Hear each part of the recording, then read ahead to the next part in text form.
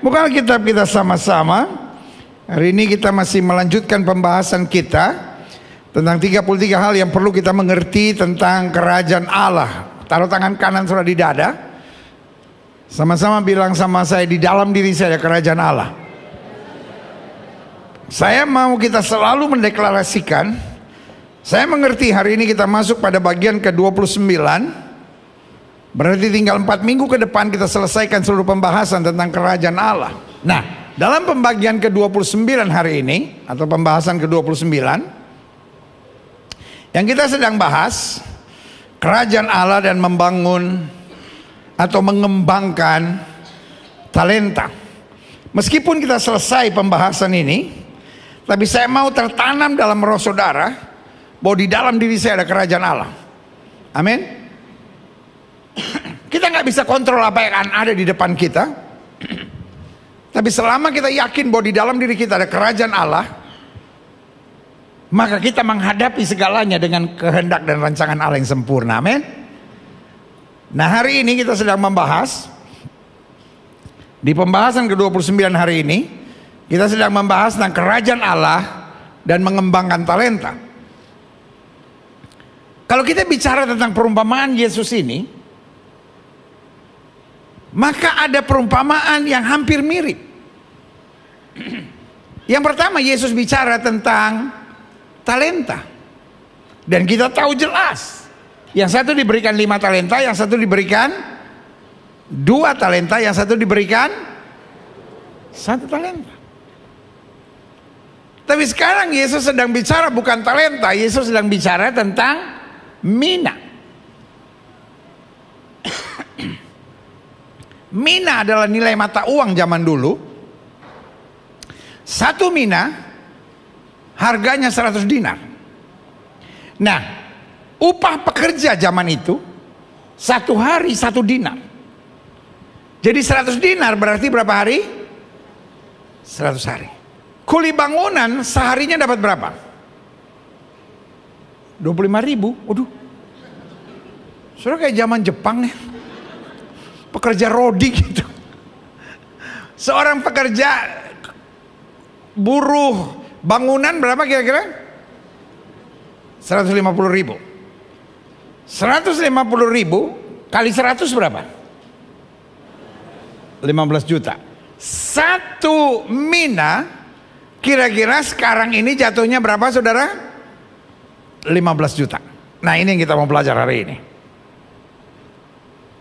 Buka Alkitab kita, Injil Lukas pasal yang ke-19 ayat 11 sampai 26.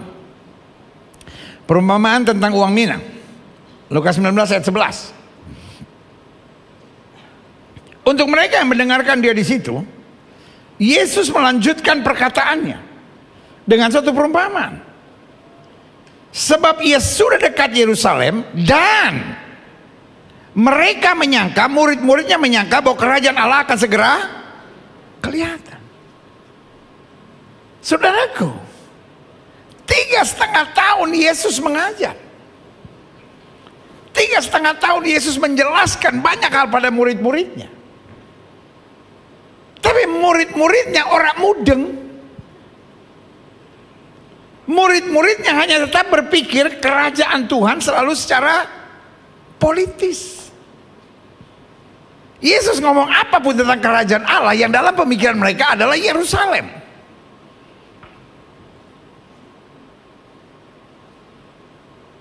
Berarti persoalan mereka adalah apa? Sama-sama bilang sama saya, asumsi. Apa saudara? Asumsi. Orang kalau sudah punya asumsi, dia nggak butuh kebenaran. Makanya selalu saya bilang, orang berasumsi adalah orang-orang yang tidak waras.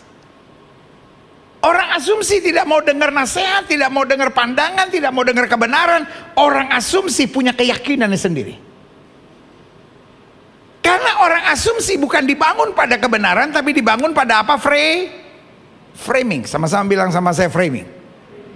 Jadi di framing mereka sudah ada, kalau Yesus adalah Mesias, berarti dia akan membangun secara politik.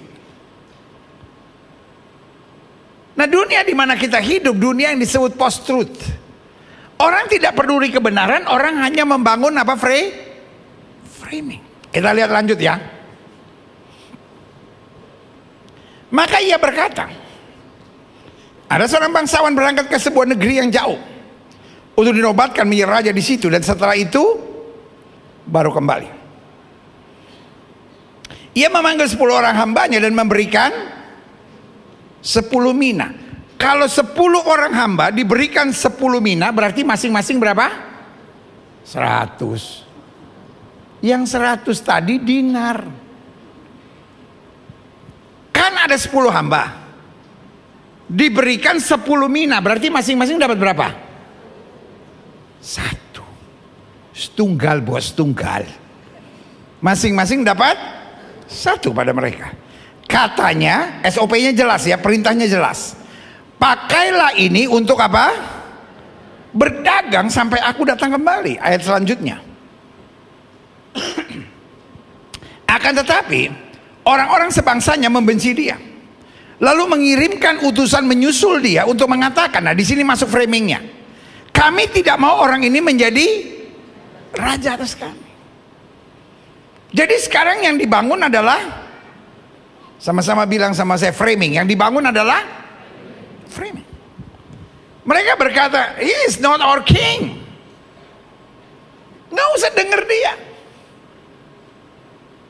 Dan itu yang setan mau buat selama ini, membangun apa? Framing. Tuhan bilang apa sama Adam dan Hawa? Semua pohon dalam taman ini boleh kamu makan, kecuali yang di tengah. Lalu framing iblis apa?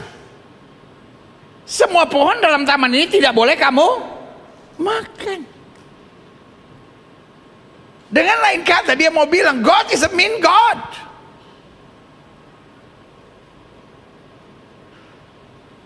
God is not a merciful God. Dia bukan Tuhan yang baik, dia Tuhan yang menyengsarakan kita. Nah ini yang seringkali ada dalam framing kita. If God is a good God, kenapa suami kamu kayak gitu? If God is a good God, kenapa istri kamu seperti itu? If God is a good God, kenapa masa muda kamu seperti itu? Tapi hari ini saya mau bilang God is a good God. Wih. Pak, istrimu tidak seburuk yang kau pikirkan. Saya udah yakin gak mungkin ada yang bilang amin. Bu, suamimu tidak seburuk yang kau pikirkan. Sama aja gak ada amin. Pak, istrimu tidak seburuk yang kau pikirkan. Nah lumayan ada amin-amin yang terpaksa gitu. Bu, suamimu tidak seburuk yang kau pikirkan. Itu yang terbaik yang Tuhan berikan bagimu. Tambah berat lagi bilang amin. Tapi iblis mau bangun framing bahwa hidup kita gak bahagia, hidup kita berat.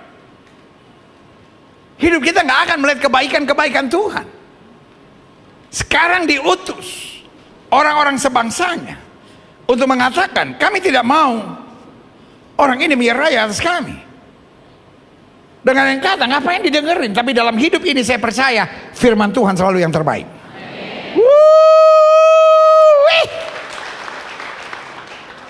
Firman Tuhan gak selamanya bisa seperti yang kita harapkan. Dan firman Tuhan tidak selamanya bisa kita setujui. Iya dong. Alkitab ajarkan kita kok. Kalau orang menganiaya kamu, doakan. Bisa kita ngerti gak? Susah. Sebagian kita bilang, ya ampun pendeta, orang udah buat gitu sama saya, mesti saya doain, mesti saya berkati.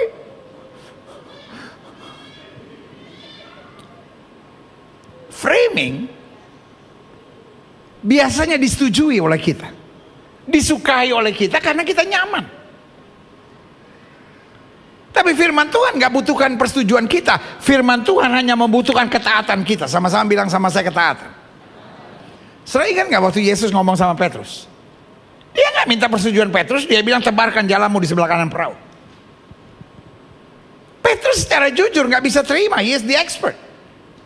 Dia bilang apa sama Yesus? Guru, sepanjang malam aku tangkap ikan. Dengan lain kata, jangankan kiri, kanan, depan, belakang, atas, bawah, muter juga udah. Tapi ada satu yang dia ngomong, karena engkau menyuruhnya. Sama-sama bilang, karena Yesus suruh, saya mau taat dan setia. Berikan tepuk tangan yang meriah betul.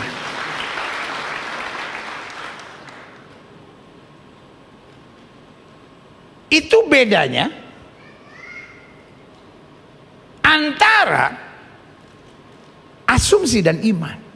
Asumsi adalah sesuatu yang membutuhkan persetujuan kita. Orang ngomong sesuatu belum tentu kebenarannya, tapi kalau kita rasa nyaman, iya dia memang begitu orangnya, dulu juga saya udah kenal, memang begitu. Tapi iman tidak membutuhkan persetujuan kita. Iman membutuhkan, sama-sama bilang sama saya, ketaatan kita. Sama-sama bilang ketaatan kita. Makanya perintah dari iman itu jelas. Dikatakan apa? Ini masing-masing mendapat satu mina. Dikatakan apa? Coba bagian ayat tadi. Pakailah ini untuk apa? Berdagang sampai aku datang kembali, ayat 14. Akan tetapi orang-orang sebangsanya membenci dia, lalu mengirimkan utusan menyusul dia untuk mengatakan, kami tidak mau orang ini menjadi raja atas kami. Jadi yang dibangun adalah apa? Framing. Dan terjadilah. Sama-sama bilang sama saya, yang Tuhan firmankan pasti terjadi. Sama-sama bilang, yang Tuhan rencanakan pasti terjadi. Dan terjadilah. Ketika ia kembali, setelah ia dinobatkan menjadi raja, ia menyuruh memanggil hamba-hambanya yang telah diberinya uang itu untuk mengetahui berapa hasil dagang mereka masing-masing. Orang yang pertama datang dan berkata, Tuan, mina Tuan yang satu itu telah menghasilkan 10 mina. Dia dapat berapa mina? Dia dapat berapa mina? Jumlahnya berapa kira-kira? 15 juta. Dan dia bilang, aku kerjakan secara bertanggung jawab, menghasilkan apa? 10 mina. Klik ayat 17. Katanya kepada orang itu, baik sekali perbuatanmu itu, hai hamba yang baik. Engkau telah setia dalam perkara kecil. Engkau tidak sibuk dengan segala framing, engkau tidak sibuk dengan segala asumsi, tapi kamu setia dalam perkara kecil. Karena itu, terimalah kekuasaan atas 10 kota. Iman tidak pernah mengecewakan. Sama-sama bilang sama saya, iman tidak pernah mengecewakan. Iman tidak selamanya bisa kita sukai, iman tidak selamanya bisa kita setujui, tapi yang pasti iman tidak pernah mengecewakan. Asumsi kadang-kala membuat kita nyaman. Ya memang dia orangnya begitu, pendeta. Memang percuma kadang-kala pelayanan juga gak ada gunanya, pendeta. Saya udah pelayanan tapi hidup saya juga masih banyak masalah. Iblis mau bangun framing, percuma pelayanan, percuma doa, percuma baca Alkitab, percuma hidup suci. Buktinya kamu terus menghadapi persoalan. Itu yang saya bilang, framing dapat menyenangkan tuh sesaat, tapi kemudian mengecewakan. Tapi iman awalnya kelihatan berat, tapi ujungnya tidak pernah mengecewakan. Yang setuju berikan tepuk tangan yang meriah buat Tuhan. Kita lihat selanjutnya. Haleluya. Datanglah yang kedua dan berkata, Tuhan, mina Tuhan telah menghasilkan 5 mina. Dia dapat berapa mina, saudara? 1. 5. 1. Hasilnya apa? 5 mina. Katanya kepada orang itu, dan kau kuasailah 5 kota. Modalnya sama, hasilnya bisa berbeda. Gak perlu iri, gak perlu kompetisi, gak perlu bersaing. Tuhan juga gak bilang, kok cuma 5, dia dong 10. Kurang mantap kamu no. Apapun hasilnya, itu yang terbaik yang Tuhan sediakan buat kita. Makanya hidup Kristen gak pernah iri, hidup Kristen gak pernah perlu bersaing, hidup Kristen menikmati semua yang Tuhan sudah sediakan buat kita. Yang setuju bilang, aha. Lalu apa yang terjadi kemudian? Dikatakan selanjutnya, dan hamba yang ketiga datang dan berkata, Tuhan, inilah mina Tuhan, aku telah menyimpannya dalam sapu tangan. Loh, SOP-nya, perintahnya apa, saudara? Pakailah mina ini untuk berdagang. Kira-kira Tuhan tahu nggak resikonya? Halo? Halo? Tuhan tahu nggak risikonya? Kira-kira kalau dia dagang, ada kemungkinan rugi nggak? Ada. Tapi SOP-nya adalah berdagang. Tapi persoalannya sekarang, kenapa dia tidak mau berdagang? Karena dia membangun asumsi. He is not our king. Ngapain kita taat sama dia? Dia juga punya different agenda. Makanya coba saudara lihat, dia tiba-tiba marah sendiri. Sebab aku takut akan Tuhan. Karena Tuhan adalah manusia yang keras. Tuhan mengambil apa yang tidak pernah Tuhan taruh, dan Tuhan menuai apa yang tidak Tuhan tabur. Loh saudaraku, sama-sama hambanya, sama-sama dapat berapa? 1 mina. Sama-sama dapat 15 juta. Tapi yang satu menjalani dengan tanggung jawab, yang lain menjalankan dengan tanggung jawab. Tapi yang satu, yang terakhir ini, menjalankan dengan berbagai asumsi negatif. Hidup ini berat lah, hidup ini sukar lah, hidup ini penuh tantangan. Saya mau beritahu, ada banyak orang hari-hari di gereja, tapi hidupnya penuh dengan segala asumsi buruk. Hidup saya berat, hidup saya penuh tantangan. Hari ini saya mau bilang, you are blessed. Haleluya. Sama-sama bilang, saya diberkati. Sama-sama bilang, saya dikasih Tuhan. Sama-sama bilang, hidup saya dahsyat. I know you have problem, tapi saya juga tahu berkat Tuhan luar biasa. Amin. Makanya framing yang mau dibangun oleh Goliat, bahwa hidup Daud gak bahagia. Waktu Daud menghadapi Goliat, Goliat tiba-tiba bilang begini, anjing ke aku sampai kau datangi aku dengan batu seperti itu. Dengan lain kata, yang mau dibuat adalah sebuah framing, you are not in my level, you are not at my level. Kamu tuh terlalu rendah, kamu tuh terlalu kampungan, kamu tuh terlalu gak punya apa-apa. Tapi Daud gak mau dipengaruhi oleh framing. Daud tahu dia diberkati. Haleluya.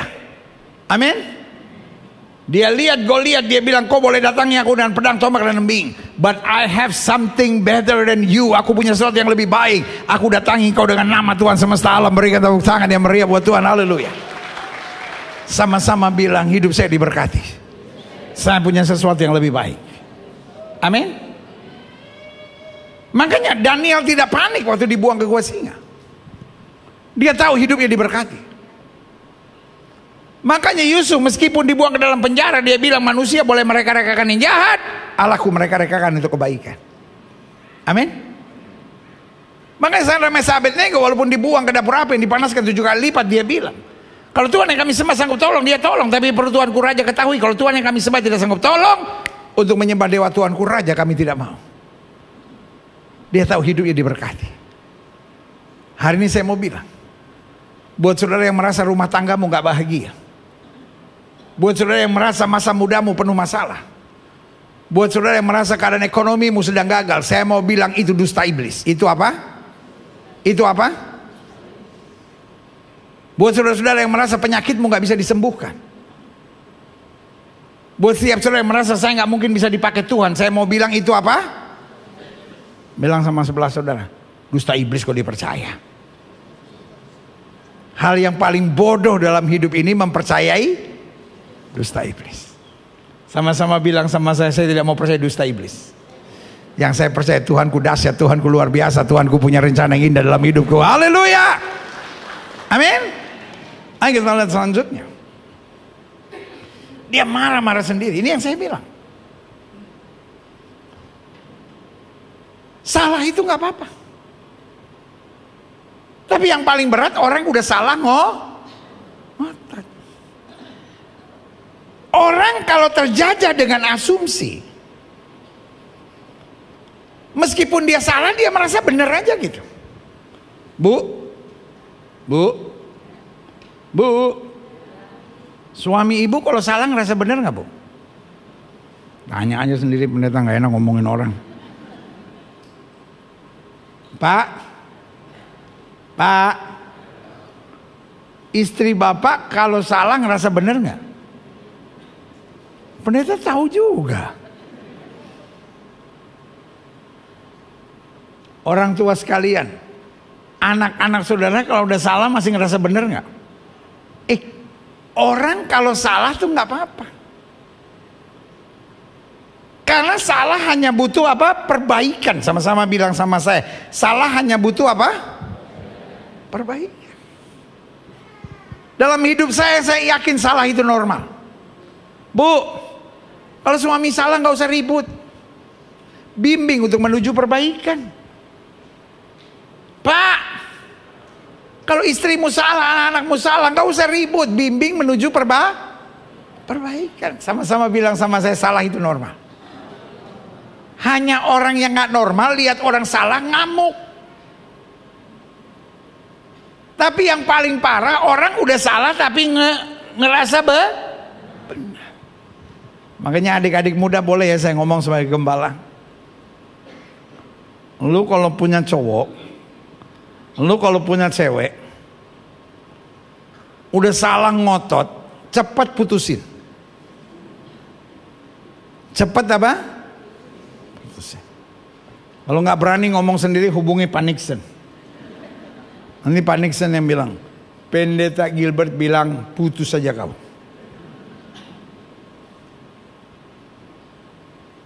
Karena kalau masih pacaran aja udah salah, nggak mau ngakuin salah, makin kesana makin ambiar saudara-saudara. Dan itu yang terjadi dengan orang ketiga ini. Dia udah salah, nggak menjalankan perintah, nggak menjalankan SOP, tapi dia marah sendiri. Tuhan adalah Tuhan yang kejam. Orang kalau dipengaruhi dengan asumsi, maka dalam bahasa Inggris ada istilah begini, assumption is the mother of confusion. Di mana ada asumsi selalu terjadi kebingungan. Orang yang berasumsi adalah orang yang akal sehatnya, akal warasnya tidak jalan. Karena orang asumsi selalu merasa dirinya yang benar aja. Makanya itu bahayanya iblis mainkan asumsi. Murid-murid bersama Yesus 3,5 tahun, tapi yang timbul dalam pikirannya tetap adalah asumsi. Kita lihat selanjutnya. Katanya kepada orang itu, hai hamba yang jahat, aku akan menghakimi engkau menurut perkataanmu sendiri. Engkau sudah tahu bahwa aku adalah orang yang keras, yang mengambil apa yang tidak pernah aku taruh dan menuai dari apa yang tidak pernah aku tabur. Jika demikian, mengapa uangku itu tidak kau berikan kepada orang yang menjalankan uang? Maka sekembaliku aku dapat mengambilnya serta dengan bunganya. Ayat yang selanjutnya, ayat ke-24. Lalu katanya kepada orang yang berdiri di situ, ambillah mina yang satu itu daripadanya dan berikan kepada orang yang apa? Mempunyai 10 mina, orang yang bisa dipercaya. Orang yang tidak terpengaruh dengan framing dan asumsi. Kata mereka kepadanya, Tuhan, ia sudah mempunyai 10 mina. Jawabnya, aku berkata kepadamu, setiap orang yang mempunyai, setiap orang yang bisa bertanggung jawab, setiap orang yang bisa menghalaukan segala framing dan asumsi, kepadanya akan diberi. Tapi siapa yang tidak mempunyai, siapa yang tidak bertanggung jawab, siapa yang selalu dikendalikan oleh framing dan asumsi, daripadanya apapun akan diambil, juga apa yang ada padanya. Klik. Makanya saya ada pada kesimpulan begini. Salah satu yang menjadi penghambat orang percaya mengembangkan talenta dalam kerajaan Allah adalah apa? Asumsi, praduga, dan prasangka. Setan nggak peduli saudara pelayanan. Setan nggak peduli saudara ke gereja. Setan nggak peduli saudara belajar tentang Alkitab. Sejauh yang muncul dalam pikiran saudara hanyalah asumsi. Wah, hidup Kristen berat. Hidup Kristen penuh tantangan. Hidup Kristen menderita terus. No, it's not. Betul ada tantangan, tapi selalu ada kemenangan. Ada yang bilang amin, pergumulan sudah berat kayaknya. Betul ada tantangan, tapi selalu ada kemenangan. Betul ada pergumulan, tapi selalu ada hal-hal yang dahsyat dan luar biasa. Berikan tepuk tangan yang meriah, betul. Makanya ada banyak orang gak tertarik untuk melayani. Karena dia pikir ngapain pelayanan pendeta. Saya kan juga udah sibuk hari-hari. Kita melayani bukan mengisi waktu kosong. Kita melayani karena gak tahan kebaikan Tuhan dalam hidup kita. Sehingga menyala di hati kita dengan kalimat, dengan apakah aku balas kepada Tuhan segala kebaikannya kepadaku. Yang setuju katakan amin. Coba kita lihat selanjutnya. Klik. Adapun kalau kita bicara tentang asumsi, bagi saya asumsi adalah sesuatu yang kita yakini, meskipun tanpa apa? Sama-sama bilang sama saya, tanpa dasar kebenaran. Nggak perlu bukti kebenaran, pokoknya asal nyambung di hati saya, sesuai dengan perasaan saya, masuk logika saya, pokoknya saya yakini. Asumsi biasanya bukan merupakan bagian dari perasaan. Asumsi adalah bagian dari opini yang kita yakini, makanya selalu saya yakin. Lawan dari asumsi adalah iman. Karena iman tidak perlu saya pahami, iman tidak perlu saya mengerti. Iman hanya perlu saya yakini dan saya taati. Amin. Dalam hidup saya tetap yakin bahwa semua yang tertulis dalam firman Tuhan ini benar. Lumayan ada yang bilang amin, 2 orang masuk surga dia. Dalam hidup saya yakini semua yang difirmankan oleh Tuhan itu benar. Sama-sama bilang semua firman Tuhan itu benar. Mau saya ngerti, mau saya nggak ngerti, mau saya paham, nggak mau saya paham, saya taati dan saya akan melihat berkat yang Tuhan sediakan. Berikan tepuk tangan yang meriah buat Tuhan. Haleluya. Selanjutnya saya pelajari. Klik. Asumsi tentang Mesias yang membuat orang Yahudi menolak Yesus. Yang pertama, mereka meyakini bahwa Mesias itu tidak menderita. Saudara ingat nggak? Waktu Yesus ngomong sama murid-muridnya, anak manusia akan disesah, anak manusia akan ditangkap, anak manusia akan dianiaya, anak manusia akan diadili, dan anak manusia akan disalibkan. Petrus tarik Yesus keluar dan bilang, guru, sekali-kali hal itu dijauhkan daripadamu. Pertanyaan saya, kenapa Petrus begitu reaktif? Tapi lihat jawaban Yesus. Yesus bilang, hanyalah iblis, sebab engkau batu sandungan bagiku. Engkau hanya memikirkan hal-hal yang dipikirkan oleh manusia. Artinya kamu hanya sibuk dengan framing yang dibangun oleh manusia. Padahal Mesias harus menderita. Mesias harus apa? Kenapa Mesias harus menderita? Karena dia menggantikan posisi kita. Yohanes bilang, lihatlah dia anak domba yang mengangkut dosa isi dunia. Maka dalam Filipi pasal 2 dijelaskan, dia Allah mengosongkan diri, menjadi sama dengan manusia, menjadi hamba. Bahkan dalam keberadaan sebagai hamba, dia taat sampai mati. Mesias harus menderita supaya menanggung segala sesuatu yang tidak bisa kita tanggung, supaya kita yang percaya tidak binasa melainkan beroleh hidup yang kekal. Berikan tepuk tangan yang meriah buat Tuhan. Jadi orang Yahudi lihat apapun, orang Yahudi mendapat pengajaran apapun, hatinya tetap tertutup. Karena buat mereka Mesias harus dalam kemuliaan. Mesias tidak boleh menderita. Dan mereka tidak mau diajar, mereka hanya sibuk dengan asumsi. Yang kedua, kenapa orang Yahudi tidak percaya Yesus sebagai Mesias? Karena asumsi tentang Mesias buat orang Yahudi sehingga menolak Yesus. Bahwa Mesias memiliki kuasa mendirikan kerajaan Israel yang tangguh. Makanya waktu Yesus mau naik ke sorga,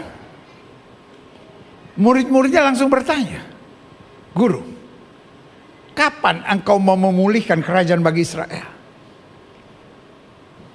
Yesus mengajar 3,5 tahun di hadapan mereka. Orang mudeng, saudara-saudara, buatan ngertos.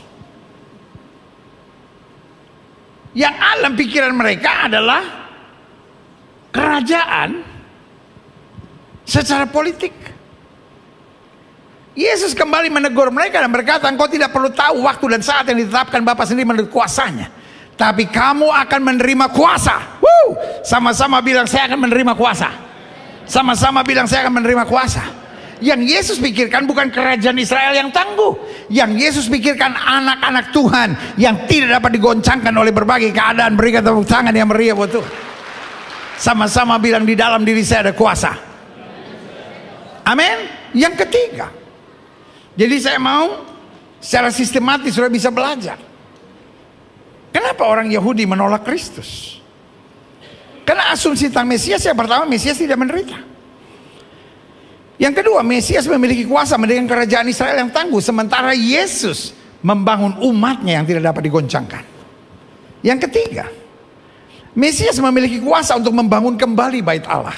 Jadi kalau suatu saat sudah dapat kesempatan pergi ke Israel, ke tanah perjanjian, ada satu wilayah yang setiap turis pasti akan ke sana, namanya Kotel dalam bahasa Ibrani. Orang Amerika menyebutnya Wailing Wall. Kita menyebutnya tembok ratapan. Orang Yahudi menyebutnya Kotel. Kotel dalam bahasa Ibrani itu artinya tembok. Kenapa orang Amerika menambahkan Wailing Wall? Karena mereka melihat kejadian yang terjadi di sana. Orang-orang Yahudi sedang meratap. Kalau sudah tanya sama saya, apa yang mereka ratapi? Satu, mereka meratapi dosa-dosa mereka. Tuhan ampuni dosa kami, dosa keluarga kami, dosa nenek moyang kami, sampai bait Allah bisa diruntuhkan. Pasti ada dosa. Yang kedua, mereka meratap, Tuhan kapan engkau kirim Mesias? Mereka tidak sadar bahwa Mesias sudah datang. Dan yang ketiga, ratapan mereka, kami percaya kalau Mesias datang, Mesias yang akan membangun bait Allah. Tapi sebagai hamba Tuhan, sebagai murid Kristus, saya terlalu percaya bait Allah ketiga tidak akan pernah bisa dibangun. Nggak ada yang bilang amin, berarti ini pengikut bait Allah ketiga akan dibangun ini. Sebagai murid Kristus, sebagai hamba Allah, saya berani katakan bait Allah yang ketiga tidak mungkin dibangun. Lumayan, udah ada pengikut saya, ada 17 orang bilang amin. Sebagai murid Kristus, sebagai hamba Allah, saya yakin bait Allah ketiga tidak mungkin dibangun. Setuju? Kalau saya tanya sama saya, tapi kenapa? Yang pertama, kita harus yakin dulu bahwa Mesias hanya Kristus. Siapa yang setuju Mesias hanya Yesus? Tidak akan datang Mesias yang lain. Berarti Mesias yang akan datang adalah datang untuk kedua kali. Pertanyaan saya, kalau Yesus datang, Yesus peduli nggak bangun bait Allah? Untuk orang-orang Yahudi, no. Kalau Yesus datang, dia bangun kerajaan yang kekal untuk setiap orang yang percaya kepadanya. Berikan tepuk tangan yang meriah. Remember, Yesus sudah bilang, rombak bait Allah ini aku akan membangun dalam tiga hari. Makanya Paulus bilang, sekarang kamu melihat dengan samar-samar. Karena kerajaan Allah ada di dalam diri kita. Tetapi nanti kamu akan melihat dia muka dengan muka. Berarti asumsi mereka selama ini untuk membangun bait Allah totally wrong. Karena buat apa Yesus membangun batu dan pasir? Yesus tidak tertarik membangun sebuah bangunan.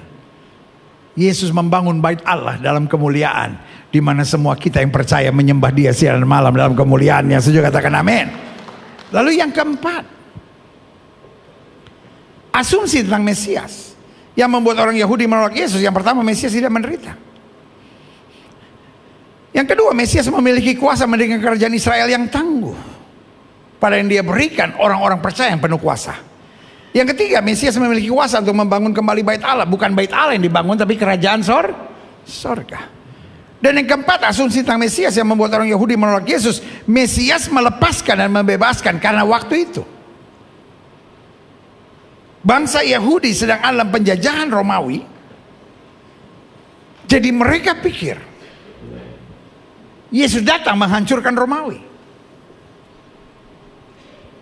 Tapi ketika Yesus justru ditangkap oleh orang-orang Romawi dan kemudian disesah dan kemudian disalibkan, semua tercerai-berai. Petrus menyangkal Yesus, Thomas bimbang, murid-murid yang lain kabur.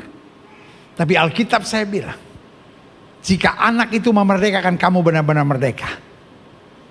Yang Kristus pikirkan bukan bagaimana kita bebas dari Romawi.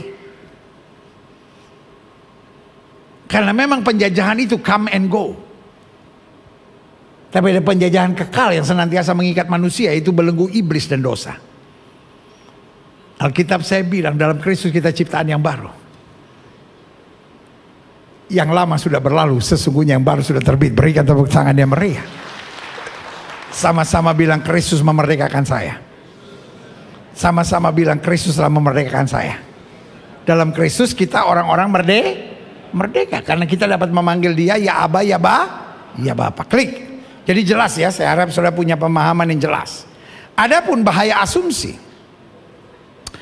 saya tutup dengan ini. Bahaya asumsi dalam mengembangkan talenta dalam kerajaan Allah. Satu, klik. Asumsi membingungkan kita tentang tuntunan dan hikmat Roh Kudus. Tuntunan dan hikmat Roh Kudus seringkali berbeda dengan apa yang kita rasakan dan berbeda dengan apa yang kita pikirkan. Ada banyak orang yang berkata berarti iman bertentangan dengan akal sehat manusia. No. Ada yang bilang bahwa iman kalau gitu tidak masuk akal pikiran. Bukan itu yang saya mau bilang. Tapi yang saya mau bilang, iman jauh melebihi dari akal dan pikiran manusia. Yang setuju bilang aha. Amin. Ini yang saya sebut higher dimension. Apa saudara? Apa saudara? Dimensi yang lebih tinggi. Saudara-saudara di rumah ketik live chat saudara, higher dimension. Yes. Makanya Alkitab saya bilang, hidupku bukannya aku lagi, tapi Kristus yang hidup dalam aku. Gak semuanya dalam hidup ini kita perlu mengerti. Tapi semua yang Tuhan kehendaki kita taati. Kita kagum melihat kemuliaannya yang dahsyat menuntun kita. Berikan tepuk tangan. Makanya Yesus bilang, biar bukan kehendakku yang jadi, melainkan kehendakmu yang terjadi.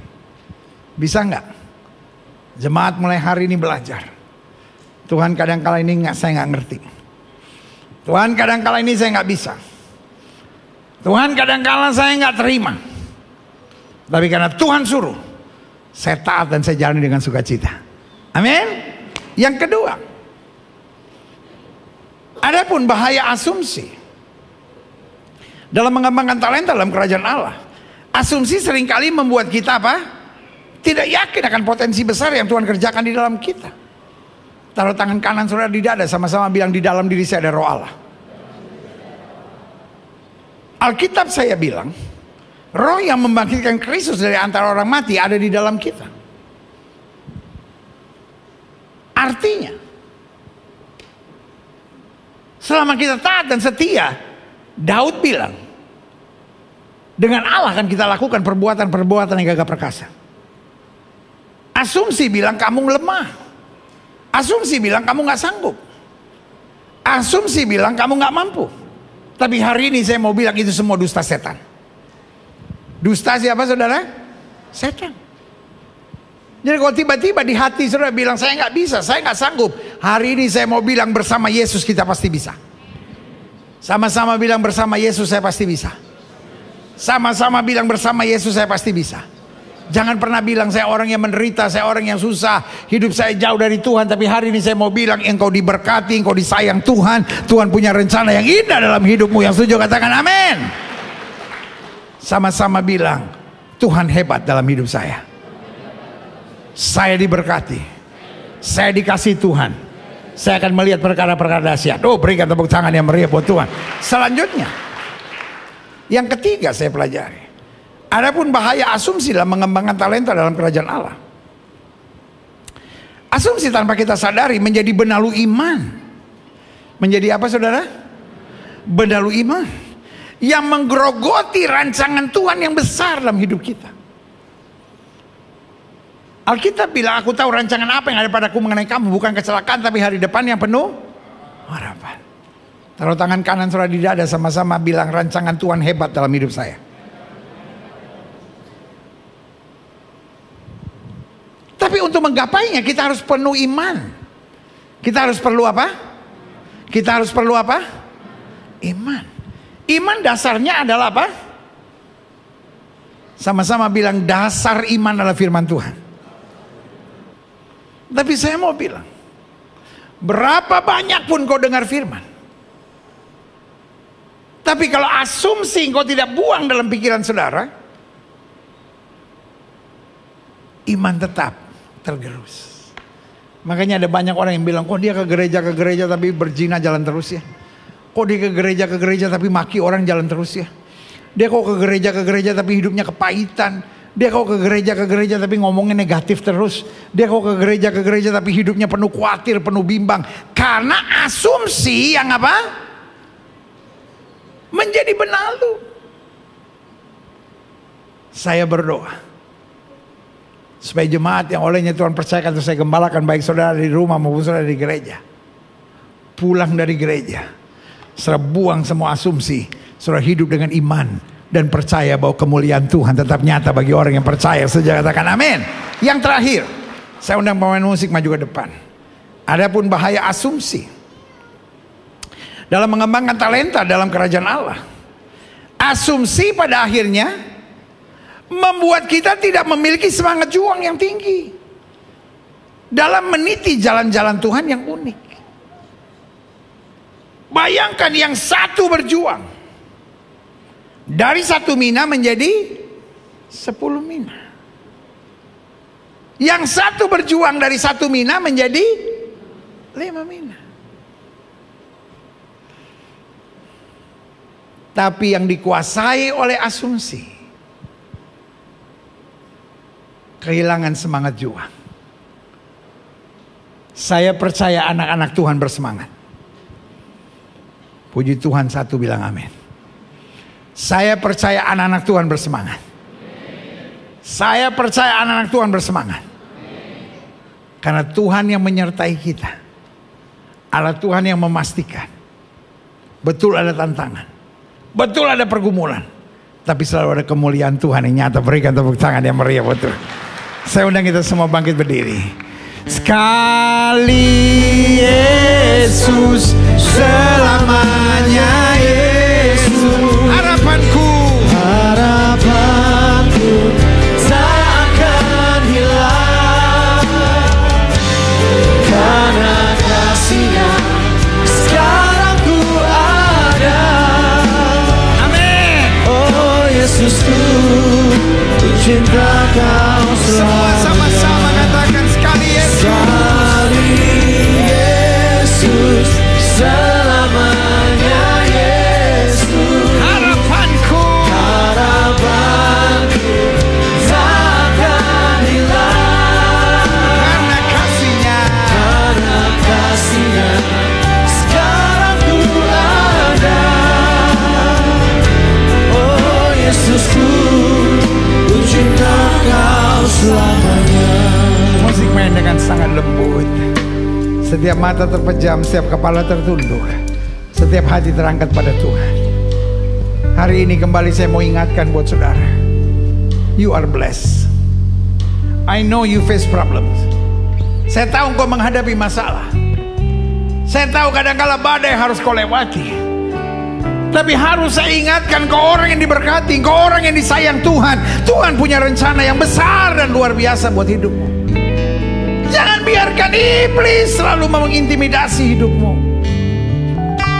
Terlalu sering kau hidup dengan berbagai intimidasi, terlalu asumsi yang begitu rendah. Iblis mulai bilang rumah tanggamu parah, istrimu nggak karuan, suamimu menyakitkan. Tapi hari ini ingat, I'm blessed. Saya diberkati. Begitu banyak anugerah yang sudah saya terima.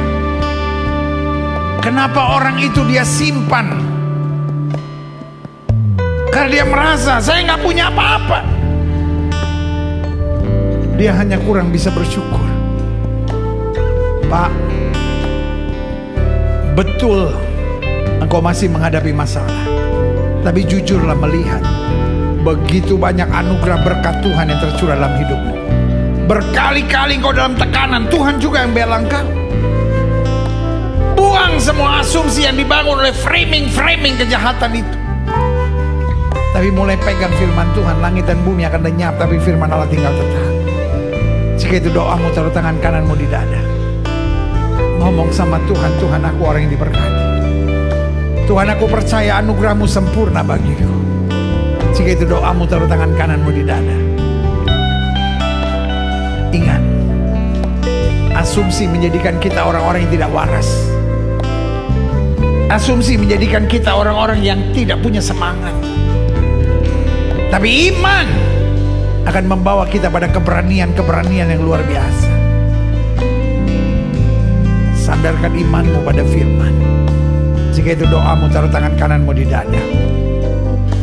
Setiap saudara ingin didoakan, yang taruh tangan kanan saudara di dada, boleh angkat tangan dua-dua tinggi-tinggi. Izinkan saya doa Bapa. Bagi yang di rumah maupun di gereja, biarlah hari ini kami dengar firman Tuhan. Dan kami menyadari bahwa persoalan kami selama ini, kami terpengaruh dengan framing yang menciptakan asumsi negatif. Dan akhirnya memberi makan pada pikiran-pikiran kami yang negatif. Tapi hari ini dalam nama Yesus, bersihkan dalam pikiran kami. Biarlah kami melangkah dengan iman. Dan iman itu menuntun pada kemuliaan. Saudaraku, gak semua hal dalam hidup ini harus kita mengerti. Tapi apapun yang Tuhan sudah nyatakan buat hidup kita, taati saja. Dan di ujung jalan ketaatanmu selalu di situ ada kemenangan yang luar biasa. Bapa, hamba mengasihi jemaatmu satu persatu. Apa yang Tuhan taruh di hati hamba sudah hamba sampaikan bagi umatmu. Hamba doa firman termeterai. Apa saja yang mereka kerjakan dibuat Tuhan berhasil. Mereka gak akan turun tapi naik, gak akan jadi ekor, akan jadi kepala. Hari-hari yang penuh mujizat menjadi bagian hidup mereka. Terima kasih Bapa.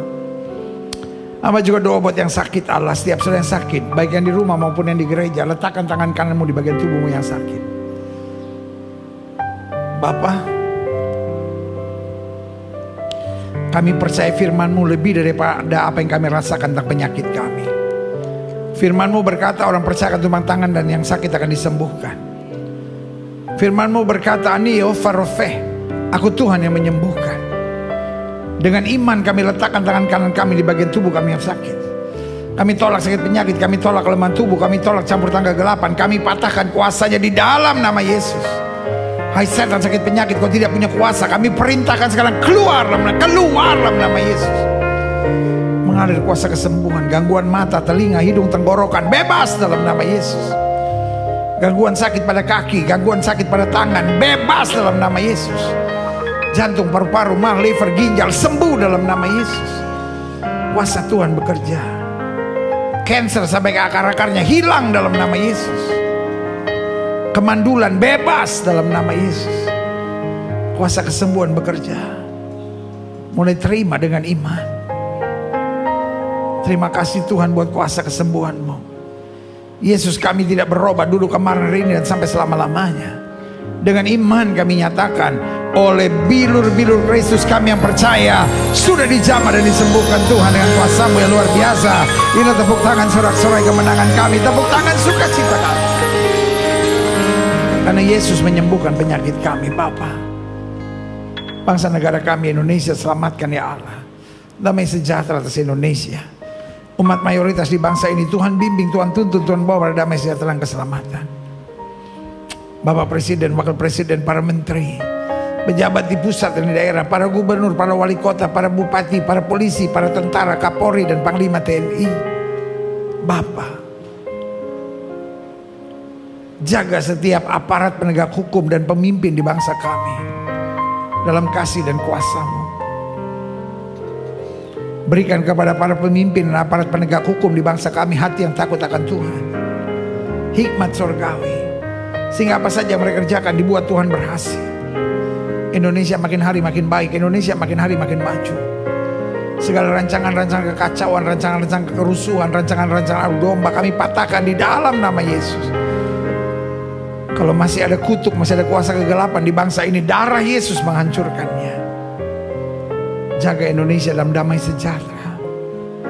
Jaga Indonesia dalam persatuan dan kesatuan. Karena kami percaya Indonesia ada di hatinya Tuhan. Apa saja yang Tuhan mau atas Indonesia pasti jadi. Apa saja yang Tuhan tidak mau atas Indonesia tidak akan jadi. Gereja-gereja di mana-mana tempat Tuhan bela nyatakan kemuliaan-Mu. Gerejamu di tempat ini, Gereja Bethel Indonesia Glow Fellowship Center, Tuhan pakai terus untuk menegakkan kerajaan Allah dalam kebenaran dan kasih. Dan akhirnya setiap kami yang menerima firman, Tuhan arahkan kami supaya kami makin cinta Yesus. Kami tidak hidup pada asumsi, tapi kami hidup pada iman. Sehingga kami mentuntaskan amanat agung Kristus, pergi beritakan Injil pada setiap makhluk. Di dalam nama Yesus kami berdoa. Dan kami siap jadi pelaku-pelaku firman. Yang siap jadi pelaku-pelaku firman, sama-sama kita katakan amin. Beri tepuk tangan yang meriah buat Tuhan. Silahkan duduk. Tuhan memberkati Bapak Ibu saudara sekalian. Haleluya. Kitalah orang-orang berbahagia itu, karena orang-orang berbahagia adalah orang menerima firman dan mempraktekkan dalam kehidupan sehari-hari. Haleluya, puji Tuhan.